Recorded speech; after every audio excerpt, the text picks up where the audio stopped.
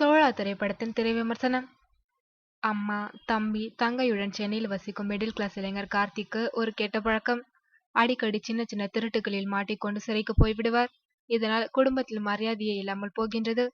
கார்த்தியை வீட்டை விட்டு துரத்தி விடுகிறார் அம்மா. கார்த்தியை திருத்த முயற்கிறார் நண்பராக வரும் விவேக். ஒரு தொழிலதிபருக்கு வேலையாள் வேண்டும் என்ற விளம்பரம் பார்த்து அங்கே போகிறார் கார்த்திக். அந்த தொழிலதிபர் நாகார்ஜுனா. சக்கர நாற்காலியிலேயே கிடக்கும் நாகார்ஜுனாவிற்கு கார்த்தியின் இயல்பு பிடித்து போக தேர்வு செய்கின்றார். இருவரும் சீக்கிரமே நல்ல புரிதலுக்கு வந்துவிட நாகார்ஜுனாவின் உடன்பிறப்பு மாதிரியாகி விடுகிறார் கார்த்தி.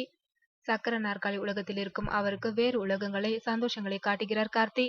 நாகார்ஜுனாவின் செக்ரட்டரி தமன்னாவை ஒரு தலையாக காதலிக்கவும் ஆரம்பிக்கிறார். ஒரு நாள் திடீரென கார்த்தியை வீட்டுக்கு போக சொல்கிறார் நாகார்ஜுனா.